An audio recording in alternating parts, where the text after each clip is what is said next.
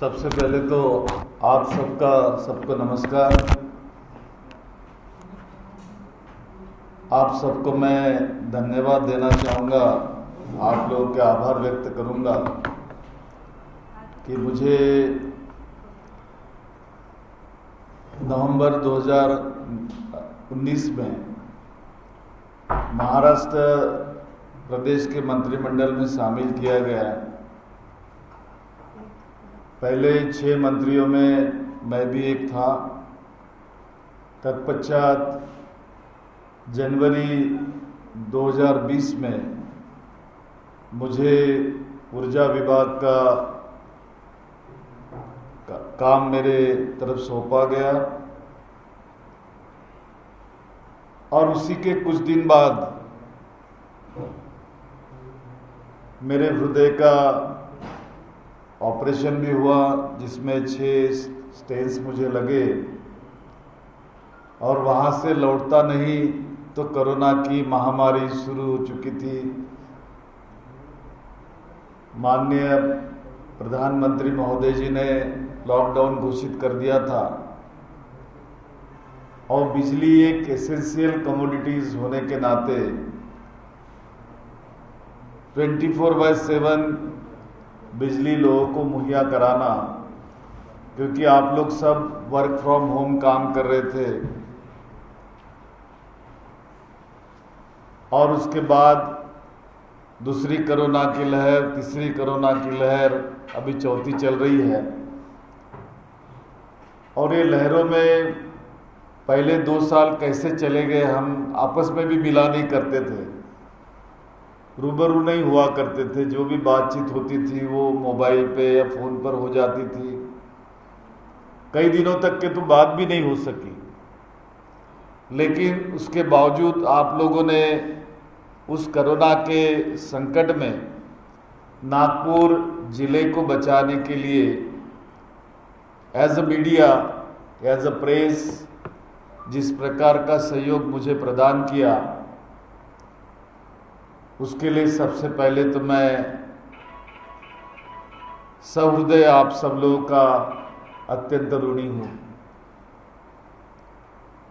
अगर आप लोग नहीं होते तो मैं अपनी आवाज़ को लोगों तक नहीं पहुँचा सकता था।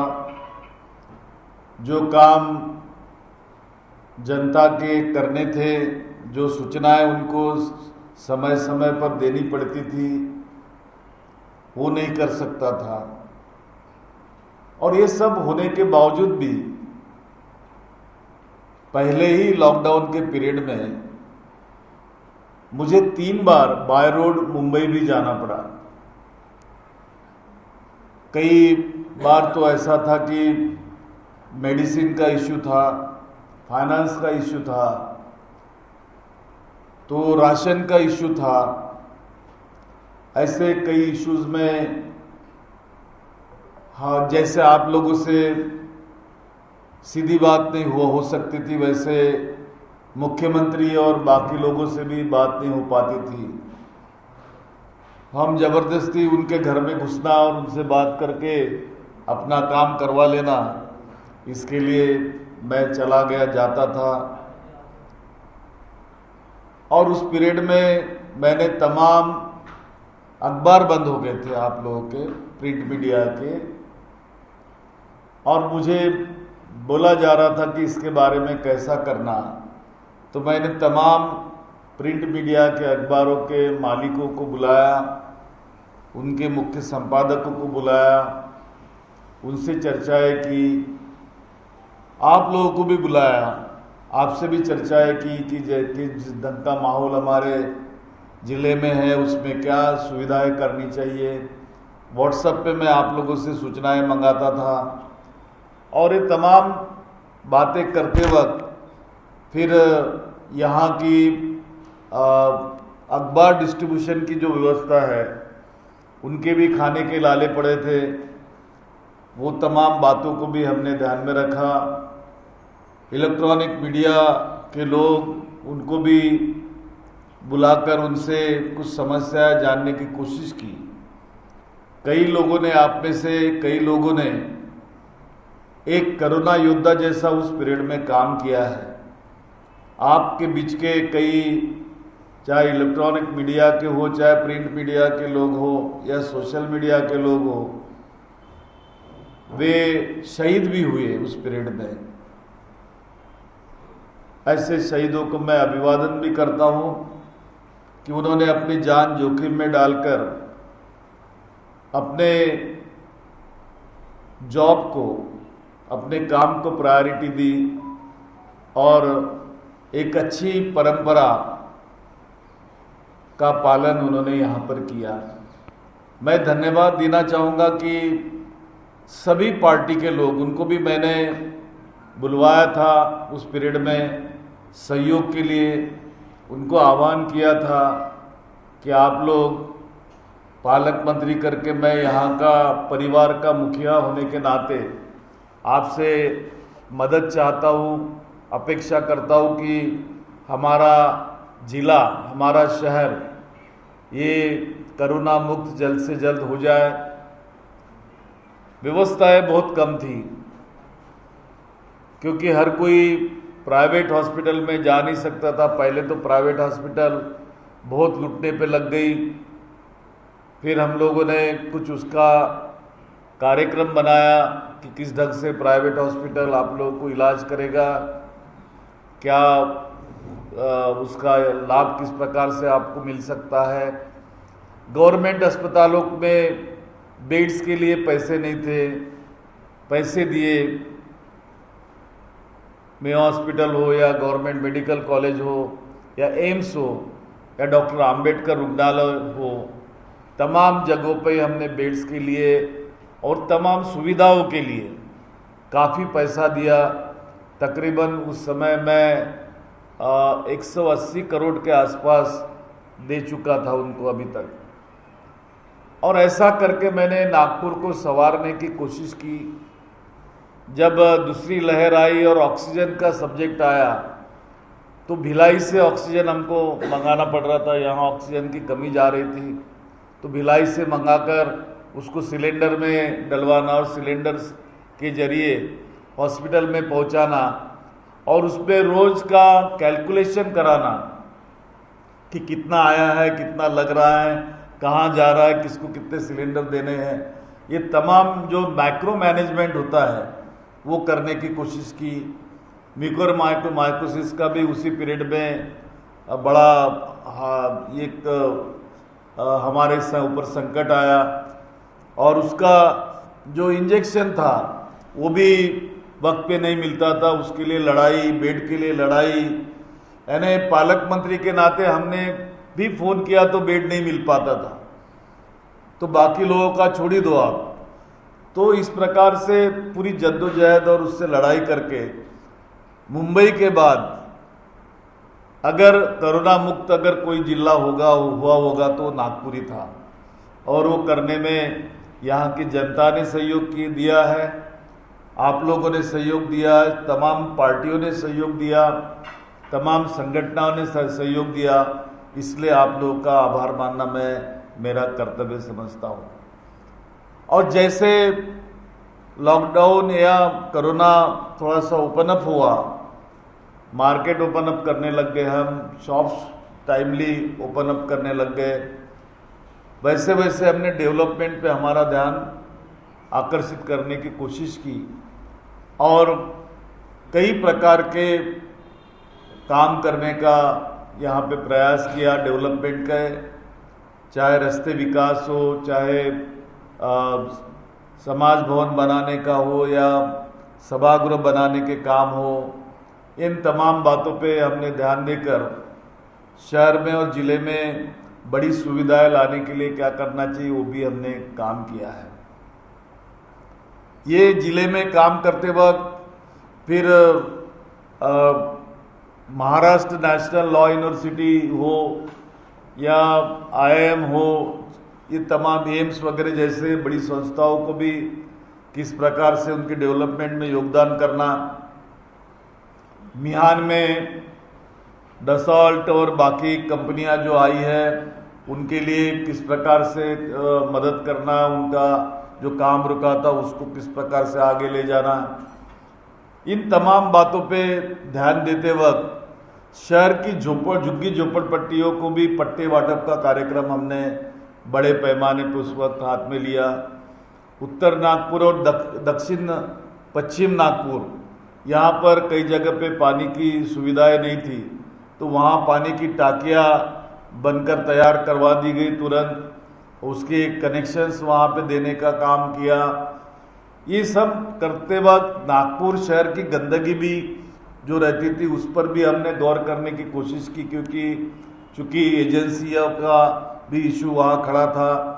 हमने मनपा आयुक्तों को काम पे लगाया और उनके थ्रू उसको भी ठीक ठाक करने की कोशिश की।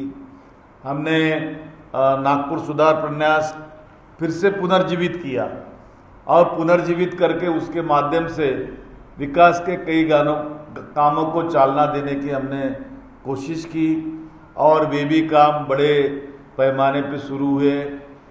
और ये करते वक्त मेरी जो जिम्मेदारी ऊर्जा मंत्री करके था वो जिम्मेदारी से भी मुकरा नहीं, तो मैंने उस पर ध्यान दिया। पहले तो जनरेशन पे ध्यान दिया। जनरेशन करते वक्त कुल मिला के उस महानिर्मित के 27 प्लांट्स हैं। वो 27 प्लांट्स में से कुछ प्लांट्स शुरू थे, बाकी सारे एमओडी में चले गए थे। तो उस वक्त हमने 27 के 27 प्लांट एमओडी में वापस लाए और मेरिट ऑर्डर डिस्पैच के जरिए वापस लाकर वहाँ का जो खर्चा है उसको नियंत्रित किया। वहाँ का उत्पादन जो है कैसे बढ़ सकेगा, उसका जीसीबी कैसे बढ़ेगा और उसका हीट रेट कैसे बढ़ेगा और ज़्यादा से ज़्यादा बिजली कैसे बनेगी उसकी भी कोशिश की।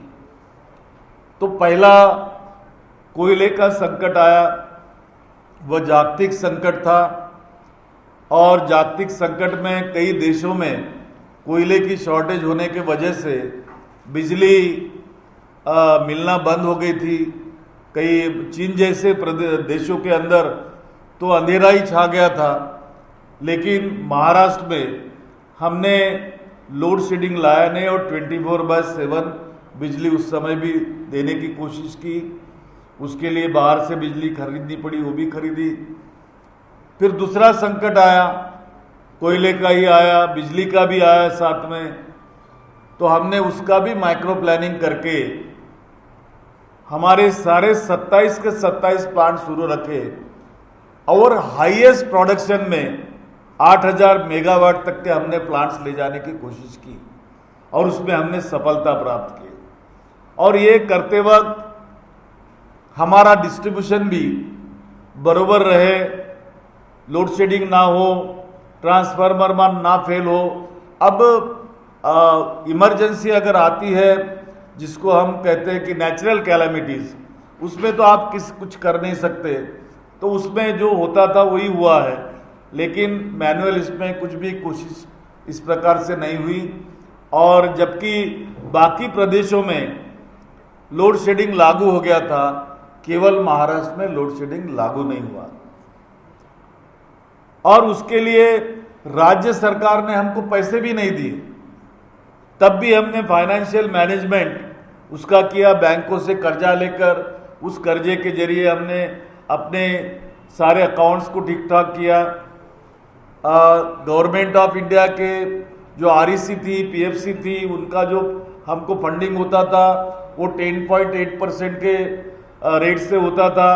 बैंकों का रेट ये 6% से 7% होता था, तो उसको भी हमने कम करने की कोशिश की और उसको ये करके करीबन 3500 करोड़ की सेविंग महानिर्मित और महावितरण में हमने किया है। जब मैंने चार्ज लिया उस समय तीनों कंपनियां प्रॉफिट में नहीं थी। अभी आप देखेंगे तो पहले ही साल से हमारी महापारेषण कंपनी प्रॉफिट में रही। आज तीसरा साल चालू है। महानिर्मित पिछले 2 साल से प्रॉफिट में आई और अभी महावितरण पहले साल प्रॉफिट में आई है, वो 117 करोड़ में। तो वो प्रॉफिट भी मिले कंपनियों को। साथ में कई पुरस्कार हमारे कंपनियों को प्राप्त हुए अलग अलग ढंग से। महानिर्मिति को महानिर्मिति के पुरस्कार, महापारेषण को महापारेषण के पुरस्कार, हमारे महावितरण को महावितरण के पुरस्कार, उससे उनको पुरस्कृत किया गया। और सबसे अच्छी बात अभी कुछ दिन पहले हुई, जब मैं पदमुक्त हुआ इस विभाग से, उसके 4-5 दिन पहले अच्छा गवर्नेंस करके, गुड गवर्नेंस करके एनर्जी डिपार्टमेंट को, ऊर्जा विभाग को देश में प्रथम स्थान प्राप्त हुआ, अव्वल स्थान प्राप्त हुआ और उसको भी पुरस्कृत किया गया है। तो इस प्रकार से मैंने विभाग में भी अच्छा काम करने की कोशिश करके उसको मेरिट में लाने की कोशिश की, क्योंकि मेरे सामने एक लक्ष्य था कि देश के पहले ऊर्जा मंत्री बने थे परम पूज्य डॉक्टर बाबा साहब आम्बेडकर, जो हमारे भारतीय राज्य घटना के निर्माता है, और उन्होंने ऊर्जा विभाग में काम करके जो काम अपने मेरिट पर किया था, तो मुझे लगा कि उनके बाद मैं बना हूँ यहाँ पर प्रदेश में ऊर्जा विभाग का मंत्री, तो मैंने भी अपनी मेरिट दिखानी चाहिए। तो मैंने उस पर पूरी कोशिश की और बिजली के दरों को भी नियंत्रित करने के लिए मैंने उस समय पहल की, जब तक कि मैं रहा। चाहे फिर विदर्भ मराठवाड़ा की सब्सिडी देने का विषय हो, उसके लिए भी लड़ता रहा लगातार, उसके लिए भी काम किया। विदर्भ वैधानिक मंडल के लिए भी लड़ाई लड़ी, आखिरी में उसमें भी सफलता प्राप्त हुई है। और ऐसी कई प्रकार की लड़ाइयाँ विदर्भ के डेवलपमेंट को लड़ने का काम हमने किया है। यहाँ पर फॉरेस्ट डिपार्टमेंट का गोरेवाड़ा प्राणी संग्रहालय था, उसका उद्घाटन कराया। Doctor Baba Saheb Ambedkar international convention centre ready है, उद्घाटन हो नहीं सका क्योंकि बाबा साहब की मूर्ति आने में थोड़ी सी देरी है। तो मंत्री महोदय चाहते थे कि उसको रोककर हम अक्टूबर महीने में करेंगे, लेकिन अक्टूबर हमारे लिए मिला नहीं है, लेकिन हो जाएगा। वो कौन उसका उद्घाटन करेगा वो तो सामने दिखता ही हमको, लेकिन एक अच्छा काम वहाँ पे हुआ। डॉक्टर बाबा साहब आम्बेडकर रुग्णालय जो है उसका श्रेणीवर्धन किया गया, अपग्रेडेशन हुआ, वो post graduate institute of medical sciences में कन्वर्ट हुआ और 1163 करोड़ का बजट उसको मंजूर हुआ। और उसके लिए भी एजेंसियां आ चुकी है, उसका भी भूमि पूजन जल्दी होने वाला है। तो ये तमाम डेवलपमेंट के काम करते वक्त नागपुर का जिलाधिकारी कार्यालय हो, उसके लिए भी पैसे सैंक्शन कराए। नागपुर के वीवीआईपी गेस्ट हाउस का भी काम जो था उसके लिए भी प्रस्ताव चला गया। और ये करते वक्त हमने कोई भी ऐसा विभाग नहीं छोड़ा कि जहां हम काम नहीं कर सकते हैं। हमने ऊर्जा विभाग के तरफ से ऊर्जा पार्क डेवलपमेंट करने का भी काम हाथ में लिया, उसको भी लाइन में है। और ये सब कामें तमाम करने की मैंने कोशिश की। मेरी कोशिश रही कि मैं विकास में किसी प्रकार की राजनीति न लाऊं, मैं किसी को ये मेरा विरोधक है, वो मेरा विरोधक है करके उसको मदद नहीं करनी चाहिए, ये चीज़ें नहीं रखी। लोगों की समस्याएं छुड़ाने के लिए समय नहीं मिला था इस पीरियड में, क्योंकि मिलते ही नहीं थे कोरोना के पीरियड में। तो वो लोक संवाद का कार्यक्रम लेकर उनकी समस्याएं भी छुड़ाने का प्रयास हमने किया है। ये सब करने की कोशिश बड़े पैमाने पे हमने की।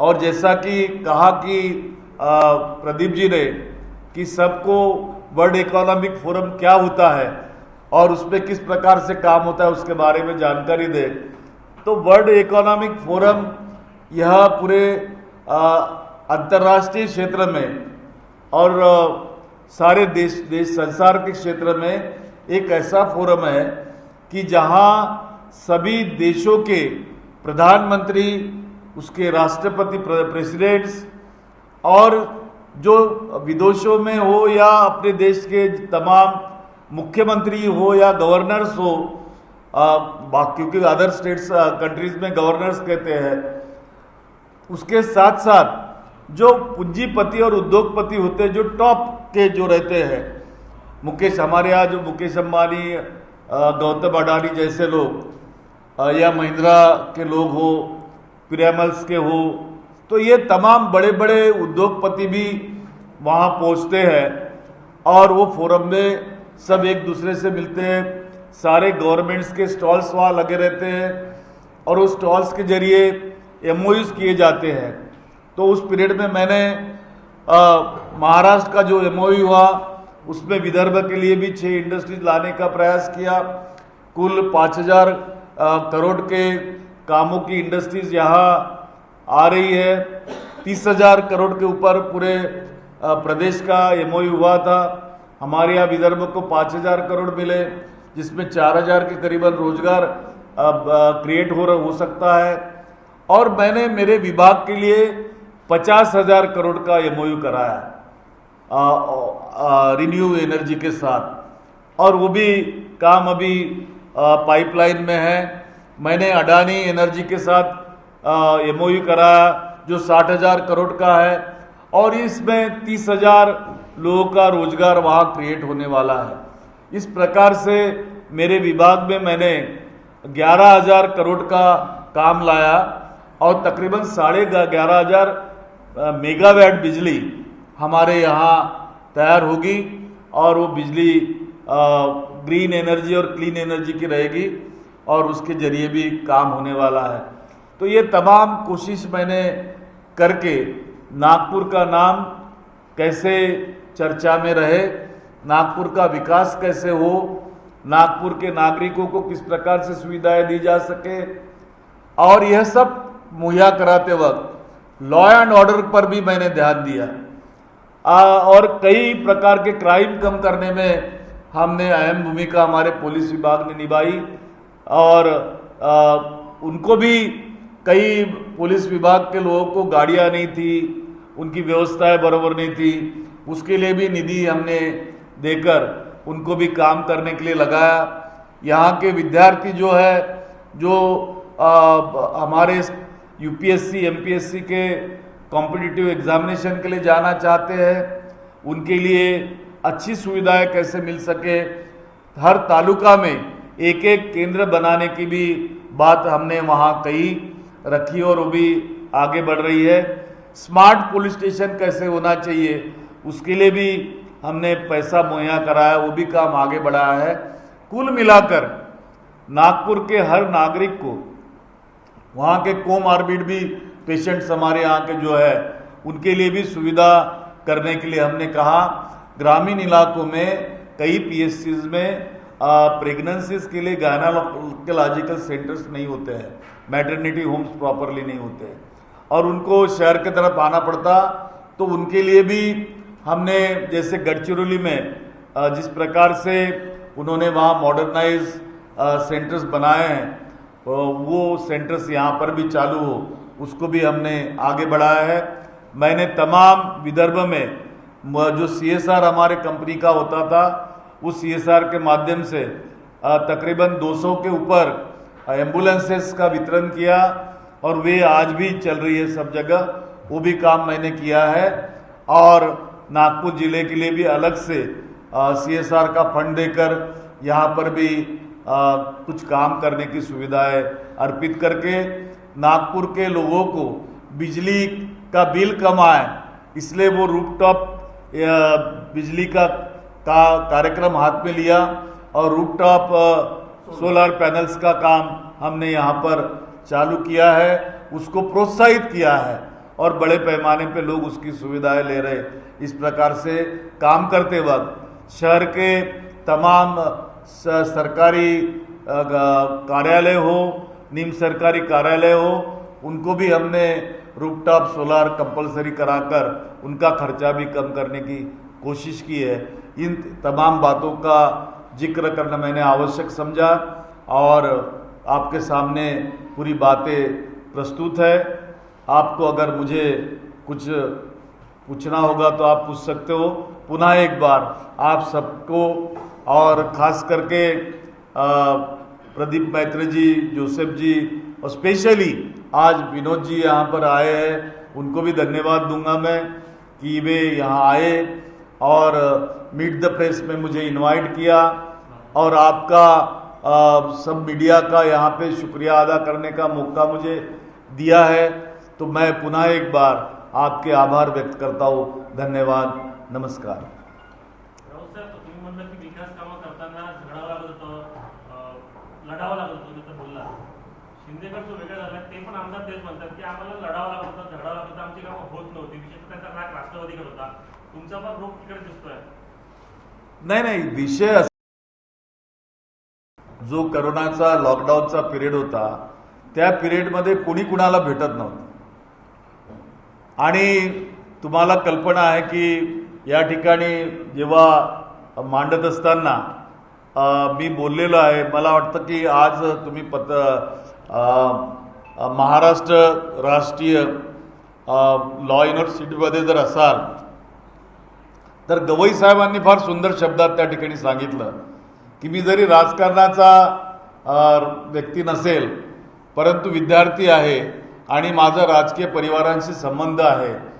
आपले मुख्यमंत्री त्या ठिकाणी बोललेत की अलीकडे कागद जो आहे त्या कागदावर म्हणजे जास्त वेळ जातो आणि कामं होत नाही। आणि आजही ते पंढरपूरला भाषण करत असताना म्हणाले की आम्ही आता ती कामं तशा प्रकारे न करता दूरध्वनीवरून किंवा मोबाईलवरून तात्काळ आदेश देतो। परंतु नितीन राऊत पालकमंत्री असताना त्यांनी त्यावेळेला जी कामं सांगितली ती कामं आम्ही त्यांना सांगितली आणि त्यांनी मोबाईलवरून ऑर्डर करून ती कामं पूर्ण केलीत। याचा अर्थ असा होता की आणि त्याला उपमुख्यमंत्री देवेंद्र फडणवीस यांनी दुजोरा दिला की त्यांनी त्यांच्या पालकमंत्री म्हणून त्यांच्या कार्यकाळात आमचा गाडा पुढे नेला, त्याबद्दल त्यांनी सुद्धा माझे आभार व्यक्त केले। आणि नितीनजी म्हणाले की नागपूर आमचं असं आहे की या ठिकाणी आम्ही विकासात राजकारण आणत नाही आणि आम्ही कामं करतो। याचाच अर्थ असा आहे की आपण कामं करायला निघालोत, कामं करतो आहोत। लढाई ही अनेक विषयांवर करावं लागते आणि होत असते, तो त्याच्यातला भाग असतो की कोणी आपला विषय कशा पद्धतीने मांडत असतो आणि तो मांडण्याचा मी त्या ठिकाणी प्रयत्न केला आहे। तुम्ही बोललात की वीज क्षेत्रामध्ये तुम्ही काम केलेलं आहे। कोरोना काळामध्ये जे अनेकांनी वीज बिल भरलेले आहेत त्यांचे वीज बिल वाढलं, अपेक्षा होती ग्राहकांची कमी व्हावं, ग्राहकांना त्यांचा फायदा मिळाला नाही। एक लक्षात घ्या की विजेचा दर ठरवणं हे ऊर्जा खात्याचं काम नाही आहे। विजेचं बिल वसूल करणं, कारण त्याला वीज निर्माण करायला कोळसा लागतो, पाणी लागतं, पैसा लागतो आणि पैसा हा बँकांकडनं कर्ज घेऊन घ्यावा लागतो, त्याला इंटरेस्टही द्यावा लागतो। तर त्यामुळं तुम्ही जेव्हा वीज वापरता, मोबाईल वापरता तर मोबाईलचे पैसे तर देता ना, बिल भरताच ना तुम्ही, तर वीज वापरली त्याचे पैसे द्यायला पाहिजेत। मी केंद्र सरकारला विनंती केली होती की मला आपण बिनव्याजी 10,000 कोटी द्या आणि ते 10,000 कोटी दिल्यानंतर आम्ही या ठिकाणी लोकांना माफी करू। परंतु केंद्र सरकारने त्यावेळेला माझं ऐकलं नाही, दिलं नाही। त्यांनी त्यावर 10.8% व्याज आकारलं, त्यामुळं त्या व्याजाने आम्ही घेऊ शकत नव्हतो कारण आमची क्षमता नव्हती। तर त्यामुळं जे वीज दर त्या वेळेला आलेत तर ते वीज बिलं जी आली ती मागच्या वर्षीचे जे 3 महिन्याची बिलं होती त्याचं ॲव्हरेज बिल होतं, कारण मीटर रिडिंग करायला कोणी जातच नव्हतं आणि तो विषय त्यावेळेला मांडला गेला, त्यामुळे नव्याने मांडण्याचा तो विषय नाही आहे। साहेब, आपण म्हणाले की सगळ्या कंपन्या आता आजच्या पोझिशनमध्ये प्रॉफिटमध्ये आहेत, प्रॉफिटमध्ये असताना पण आता युनिटचे रेट वाढलेले आहेत 60 पैशांनी, काय म्हणतो? आता खरं ऐकायची मनस्थिती असेल तर सांगतो त्या ठिकाणी, कारण खरं जे आहे त्यामध्ये ते असं आहे की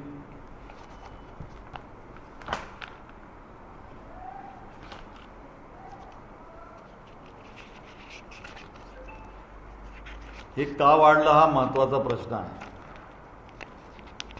एकतर पहिली बाब ही की माझ्या कार्यकाळामध्ये यामध्ये बढोतरी झालेली नाही, त्यावेळेला मी मंत्री नव्हतो आणि आता जेव्हा ते वाढलं, त्या वाढल्यानंतर त्यावर आपण भाष्य करायला सांगता तर आपल्याला आठवत असेल की फार मोठं आपल्यावर कोळशाचं संकट आलं आणि कोळशाचं संकट आल्यानंतर त्या संकटामध्ये अनेक गोष्टी घडल्यात आणि गोष्टी घडत असताना त्या ठिकाणी सांगण्यात आलं की हा पैसा आता कुठून येणार. आम्ही अनेकदा केंद्रीय ऊर्जा मंत्र्यांना विचारलं आणि केंद्रीय ऊर्जा मंत्र्यांनी सांगितलं त्या ठिकाणी आम्हाला की पहिल्यांदा तुम्ही इम्पोर्टेड कोल घ्या, या ठिकाणी इम्पोर्टेड कोलचा वापर करा. इम्पोर्टेड कोलचा वापर केल्यानंतर तुम्ही या ठिकाणी त्याचं काय करायचं आपण विचार करू आणि विचार करून त्याच्यावरती भाष्य आपल्याला करता येईल. परंतु ते करत असताना त्यांनी ते सरळ MERCकडे पाठवलं आणि MERCकडे पाठवल्यामुळं MERCने ते FAC म्हणतो आपण, फ्युएल ॲडजस्टमेंट, त्याचं ते केलं आणि FACमध्ये ते दर त्या ठिकाणी निश्चित झाले आणि त्यांनी ते वाढवलेले आहे. MERC ही काही ऊर्जा खात्याची हे नाही आहे, बांधिलकी नाही, ती इंडिपेंडेंट बॉडी आहे आणि ती दर ठरवत असते. तर केंद्रीय मंत्रालयाने जो कोळसा विदेशातून आला, ज्या रेटमध्ये आला, दरामध्ये, त्याचे दर त्यात समाविष्ट करून ऊर्जा खात्याचे फायनान्शियल जे काही असतात चाचणी केली आणि त्याच्यातनं ते निर्माण झालेलं आहे आणि ते मी पदमुक्त झाल्यानंतर झालेलं आहे. मी जर असतो, मी भांडत त्यांच्याशी होतो, MERCशी. मी अपीलमध्ये जायचो आणि अपीलमध्ये जाऊन त्यांना भांडायला लावत असो. आता नवीन सरकार आली, तो निर्णय करेल त्याच्यात. महाविकास सरकार आघाडी असताना सुद्धा विदर्भाचं डेव्हलपमेंट जे आहे ते अगदी रखडलं गेलं आणि मुंबईसाठी सुद्धा विदर्भाच्या डेव्हलपमेंटवरती जास्त प्रमाणात लक्ष दिलं नाही. आपल्याला काय वाटतं? पहिली बाब तर ही की आपण विचार करा, 2 वर्ष तर कामच करायला मिळाले नाहीत आणि 6 महिने झाले फक्त काम करायला मिळालेत आणि 6 महिन्यात काम सुरू झालं असताना केंद्र सरकारने जो पैसा त्यांच्याकडे GSTच्या माध्यमातून शिल्लक होता तो सुद्धा दिला नाही आणि दिला नसताना आता कुठं डेव्हलपमेंटची कामं आम्ही सुरू करायला निघालेलो होतो. तर अशामध्ये सरकार आमची गडगडली. त्यामुळं आता विकासाची कामं झाली नाहीत असं म्हणणं योग्य ठरणार नाही या ठिकाणी. परंतु विदर्भाचा विकास व्हावा, विदर्भ, मराठवाडा आणि उर्वरित महाराष्ट्राचा, म्हणून आम्ही प्रस्ताव शेवटच्या कॅबिनेटमध्ये आणला होता. आता जो बॉल आहे त्याचा तो सध्याच्या सरकारच्या कोर्टामध्ये आहे. की ज्याप्रमाणे मिहान इंडस्ट्रीजमध्ये काही इंडस्ट्रीज आल्या होत्या आणि त्या परस्पर परतही गेल्या, पण पुन्हा मिहानमध्ये इंडस्ट्रीज येण्यामध्ये त्यांचा जास्त इकडे कल दिसलेला नाही. याच्या मागचं काय कारण? नाही, मिहान इंडस्ट्रीजमध्ये ज्या इंडस्ट्रीज आल्या त्या परत गेलेल्या नाही, ही चुकीची माहिती आहे. त्या इंडस्ट्रीज तिथंच होत्या, परंतु मोठ्या प्रमाणामध्ये वर्क फ्रॉम होम अजूनही सुरू आहे बरं का, चाललेलं असल्या कारणानं तुम्हाला त्या ठिकाणी गर्दी दिसत नाही. नवीन इंडस्ट्रीज नाही आल्यात तर मी त्याचं उत्तर दिलं आहे की इंडस्ट्रीज का आल्या नाहीत, कारण आता आम्ही जस्ट सुरुवात केली होती. मी सांगितलं की दावोसला जाऊन त्या ठिकाणून आम्ही 30,000 कोटीचा जो त्या ठिकाणी MOU केला, त्याच्यातले 5,000 कोटीच्या इंडस्ट्रीज विदर्भात आणलेल्या आहेत. कुठं कुठं आणलेल्या आहेत त्याची आकडेवारी आणि त्याची माहितीसुद्धा तुम्ही लोकांनी छापली आणि तुमच्या वाहिनीवर सुद्धा त्या आलेल्या आहेत. त्यामुळं विदर्भात विकास होऊन नाही राहिला असं म्हणणं योग्य ठरणार नाही. सर, तुम्ही जिल्ह्याचे पालकमंत्री असताना अंबाझरीचं स्मारक जे आहे, डॉक्टर आंबेडकर स्मारक, ते पाडण्यात आलं. ही कारवाई पूर्णतः इलिगल होती असं तुमच्याच पक्षाचे जे नेते आहेत किशोर गजबी त्यांचं म्हणणं आहे. आपण पालकमंत्री असताना, दलितांचे नेते असताना ही कारवाई का थांबवू शकले नाही? त्या कारवाईची माहिती आम्हाला नव्हती. ज्या वेळेला माहिती मिळाली मी त्या घटनास्थळी भेट दिली. भेट दिल्यानंतर त्याची चौकशी केली आणि नव्याने ते उभारण्याचे आदेश दिलेले आहेत.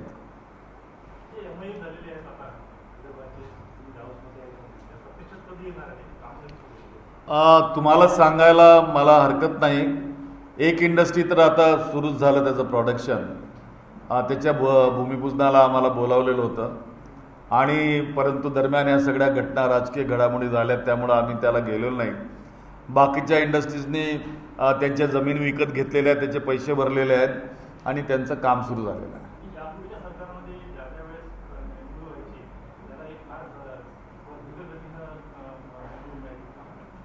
ती योजना होती तुमच्या काळात तुम्ही हे करार केलेले आहेत त्याच्यामध्ये डॉक्टर तातडीने होती. आम्ही करार करत असताना त्या लोकांच्या जमिनीचे सुद्धा करार त्याच वेळेला केले, पैसे भरून घेतले जमिनीचे आणि नंतर करार केले. त्यामुळं ज्यांनी पैसे भरलेले आहेत ते परत जाण्याचा विषयच येत नाही. आणि पैशासोबत त्यांना इलेक्ट्रिक कनेक्शनही दिले, पॉवरचे कनेक्शन्स आम्ही त्याच वेळेला. तर त्यामुळं त्या सर्व इंडस्ट्रीज या ठिकाणी राहणार आहेत. तर आपल्याला कमी वेळ मिळाला तरी असं कोणतं काम सांगता येईल की तुमच्या कार्यकाळात तुम्ही केल्यामुळे तुम्ही समाधानी आहात? मी समाधानी एका बाबतीमध्ये आहे की मी नागपूर जिल्हा मुंबईच्या पाठोपाठ करोनामुक्त करू शकलो. मी समाधानी एका बाबतीत आहे की मी ऊर्जा खात्यासारखं मोठं खातं ज्यामध्ये कर्मचारी जे आहेत ते जवळपास 1.5 लाखाच्या वर कर्मचारी आहेत आणि युनियनसुद्धा 26 आहेत आणि कोणत्याही युनियनचं आंदोलनं विशेष होऊ न देता त्यांना सांभाळून त्या ठिकाणी नाविन्यपूर्ण काम करायला लावायचं आणि फायनान्शियल असो, एम्प्लॉयमेंट असो, प्रोजेक्ट असो की मग डिस्ट्रीब्युशन असो किंवा मग ऑपरेशन असो, या सर्व बाबतीमध्ये लक्ष घालून ह्या तिन्ही कंपन्या प्रॉफिटमध्ये आणण्याचं काम करत असताना जे आमचं सोलार आणि ग्रीन एनर्जी बघणारी जी एजन्सी आमची मेडा, त्या मेडाच्या कामालासुद्धा गती दिली. त्याच्या माध्यमातून मुख्यमंत्री सौर योजना, कुसुमची योजना यालासुद्धा गती दिली. ज्यांचे PPA झालेले नव्हते मोठ्या प्रमाणात त्यांचे PPA केले आणि मोठ्या प्रमाणामध्ये मी जो आमच्याकडे ज्याला म्हणू की जो लक्ष दिलेलं होतं गव्हर्नमेंट ऑफ इंडियाने आम्हाला की RPO ऑब्लिगेशन ज्याला म्हणतो आपण, ते RPO ऑब्लिगेशन 27,000 मेगावॅटचं होतं. त्याला पूर्तता करण्यासाठी आम्ही गती दिलेली आहे. तुमच्याकडे मोठं खातं होतं तुम्ही पालकमंत्री होता, पण काँग्रेसच्या कार्यकर्त्यांची नेहमी ओरड राहायची की संघटनेसाठी पालकमंत्री काही करत नाही, काँग्रेस पक्ष वाढवण्यासाठी नितीन राऊत पालकमंत्री काही करत नाही अशी नेहमी ओरड होती. नाही, नागपुरामध्ये तुम्हाला आठवत असेल की कृषीच्या संबंधाने मोठं आंदोलन झालेलं होतं शेतकऱ्यांच्या विषयावर आणि ते आंदोलन राज्यपाल भवनासमोर झालं आणि ते करण्यामध्ये पुढाकार मी घेतला होता. त्यामुळं मला नाही वाटत की असं काही झालेलं आहे. संघटनेमध्ये कुणी नाराज आहेत किंवा काही, मला तर त्याच्याबद्दलची काही माहिती नाही. परंतु 6 महिन्यामध्ये आम्ही बरंचसं त्यांना सांभाळायचं काम केलं, भेटायचं काम केलं. कार्यकर्त्यांची जी कामं माझ्याकडे आलीत ती कामं करायचा प्रयत्न केला आणि मी तुम्हाला सांगतो की मॅक्झिमम आमच्या आघाडीचे जे आमदार होते त्यांनी माझ्याकडे मांडलेले कामं याची पूर्तता मी करून टाकलेली आहे पदमुक्त होण्याच्या पूर्वी. आणि जे SC आणि STचे मतदारसंघ आहेत त्याचे DPR तयार करून त्याचीसुद्धा पूर्तता करण्याची कारवाई केलेली आहे. त्यामुळं कुणी असं म्हणू शकणार नाही की मी या दिशेने काम केलं नाही. डॉक्टर बाबासाहेब आंबेडकर जीवन प्रकाश योजना आणून SC आणि STच्या गरजू वीज ग्राहकांना त्या ठिकाणी मी सहकार्य करण्याचा प्रयत्न केला. कृषी वीज धोरण आणलं या ठिकाणी आणि त्याच्या माध्यमातून शेतकऱ्यांना दिलासा देण्याचं काम केलं.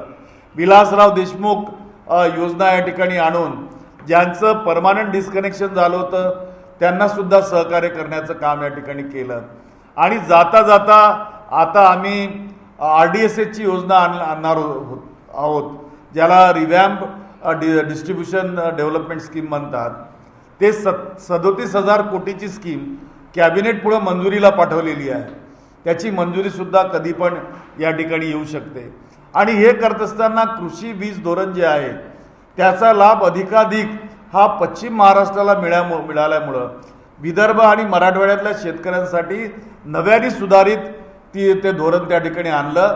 ते सुद्धा कॅबिनेट नोट त्याची आता प्रलंबित आहे, ती आताच्या कॅबिनेटमध्ये या सरकारमध्ये येणार आहे. आणि मला पूर्ण खात्री आहे की ती त्यावेळेला त्या ठिकाणी मंजूर होईल, त्यामुळं त्या ठिकाणी मी काम केलं नाही अशातला भाग नाही. बरं, वाटतं की तुमचं महाविकास आघाडी सरकार असताना या पद्धतीने हे राजकीय उठाबसा झाली, त्यामुळे विश्वासार्ह ठरावाला सोडून जाणार उद्धव ठाकरेंनी जो राजीनामा दिलेला आहे तो कायद्याचा निर्णय आहे.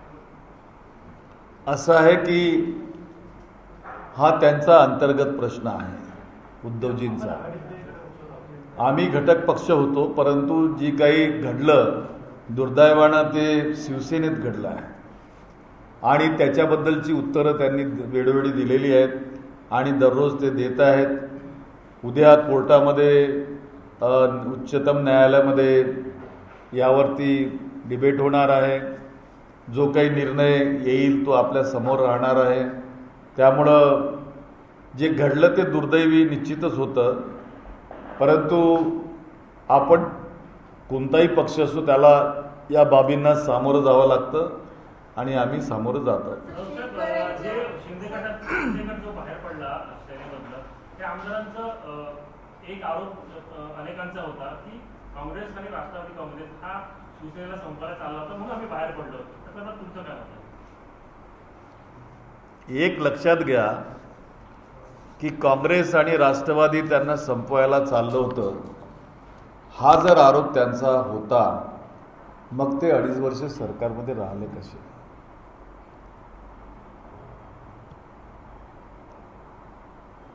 ते 2.5 वर्ष सरकारमध्ये सहयोगी म्हणून राहिलेत, याचा अर्थ त्यांनी ते मान्य केलेलं होतं.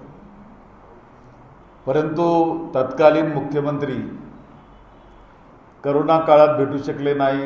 नंतर त्यांचं ऑपरेशन झालं, त्यांची प्रकृती बरोबर नव्हती आणि त्यामुळं थोडंसं संवादामध्ये फरक पडला.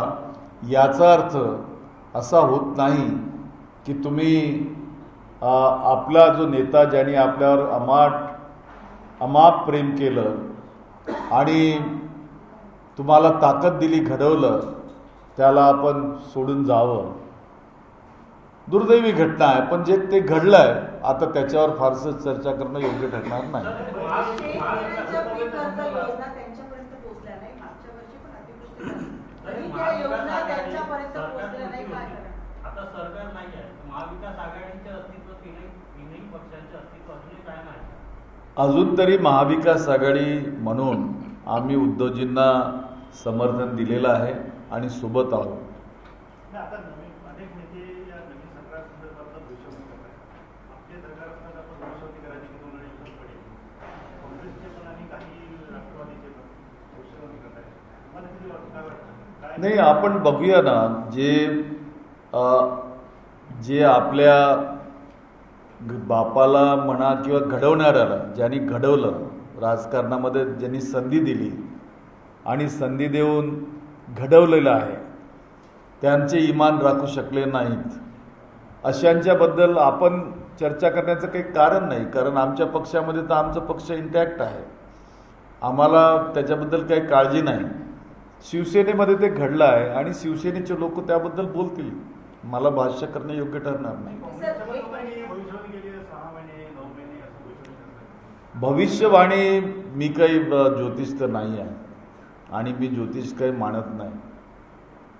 सर, शेतकऱ्यांच्या पीक कर्ज योजना म्हणजे मागच्या वर्षी पोहोचल्या नाही आणि अतिवृष्टी झाली होती. त्या अतिवृष्टीचंही त्यांना काहीच मिळालं नाही असंही म्हणणं आहे. तुमचं काय म्हणणं? मी आधी बोललेलं आहे की करोनाच्या काळामध्ये मॅक्झिमम बजेट हा करोनासाठी वळता करण्यात आलेला होता. त्यामुळं अनेक बाबींकडे निधी पुरवला गेला नव्हता. त्याच्यातलीच ही एक बाब आहे. नंतर ते हळूहळू देणं सुरू झालेलं होतं. Thank you very much. सर, माझा एक प्रश्न आहे की तुमच्या कार्यकाळात, तुमच्या प्रयत्नाने नागपुरात किंवा विदर्भात किती कंपन्या आल्या? मी सांगितलं ना, 6 कंपन्या या ठिकाणी आलेल्या. मी बोललेलो आहे. 6 कंपनी आणि 5,000 कोटीची इन्व्हेस्टमेंट, 5,000 करोड. इट्स म्हणजे मी अबाउट म्हणजे त्याला का अंदाज सांगतोय, म्हणजे एक्झॅक्ट आकडा नाही सांगतो. लोकांना रोजगार मिळणार. नागपूर श्रमिक पत्रकार भवन ट्रस्टच्या वतीने मी आजचे पोहणे माननीय श्री नितीनजी राऊत यांचा आभार मानतो. आपल्याला कार्यक्रमाला भेटले, बरीच माहिती दिली. पूरी पोथी रखा हूँ मैंने, एक एक सब्जेक्ट में कई घंटा बात कर सकते हैं. अभी उस पे भी एक PhD का थीसिस बन जाएगा.